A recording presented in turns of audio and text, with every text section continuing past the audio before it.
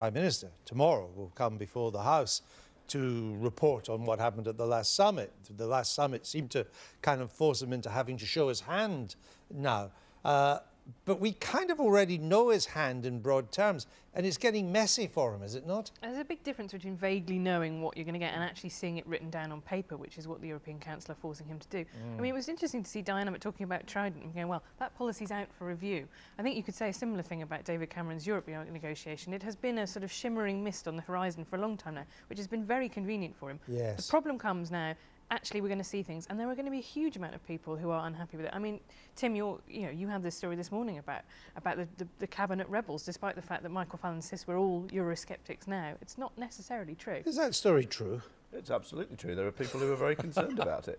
Well, they think they're going to be. Why would he fire them and get them outside the government when they can create all sorts of problems rather than keep them under some kind of collective responsibility, at least until the referendum campaign? Well, that's what he, ostensibly is trying to do. But there is a lot of talk that there are people in Downing Street who think that actually, is it that bad to lose some of these people? Are they that central to the government?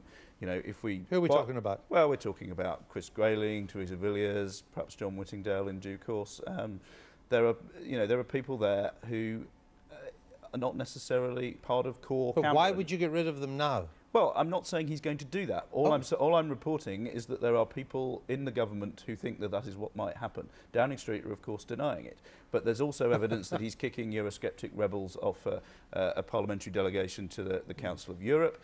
And when you start getting unsolicited phone calls saying, this is what we think is happening, and the position is hardening, it's worth reporting. The other thing that's going on is that, as Helen was saying, what he's actually going to offer is dwindling fast, and there are people in the cabinet who are very concerned about that. There's some a report by the No campaign this morning that effectively says he's promised 24 things, 14 have already gone, and of the remaining 10, 7 would require a treaty change, which he isn't going to get. Which he can't get in time.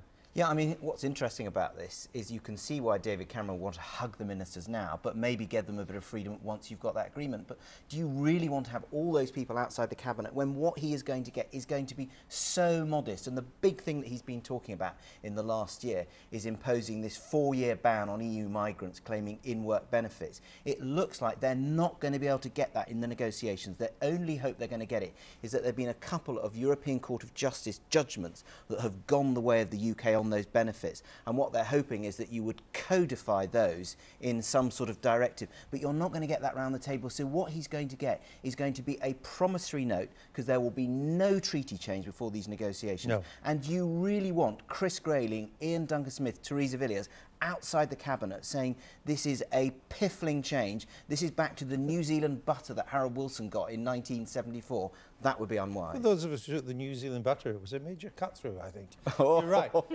You're right. Harold Wilson got almost nothing, but he still won. He won by 2-1 for us to stay in 1975, though different days.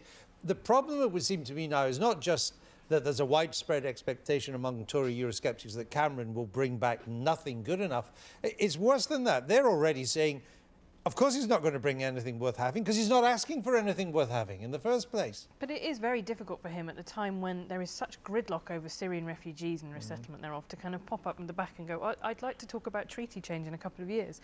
The one to watch, I think, is Boris in all this, because he is kind of sitting on that fence with, flirting with either side, but he could be a big thorn. But his strategy in trouble, because what he quite liked was this idea put forward by Dom Cummings, who's the brains behind the Leave campaign, which is that the vote that we have in this referendum is not a definitive rupture, because there'll have to be another negotiation under the departure, and you have a second referendum. When they change the wording of the referendum, the no people are leave, and what Boris Johnson doesn't want is to be definitively part of a rupture. He'd quite like to tango some way with the no people, but of a definitive rupture, that's too difficult for him. OK, well, I hope when he tangos, he's less dangerous than he was with that little Japanese rugby player.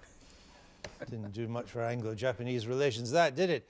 Anyway, that's it for today. The Daily Politics.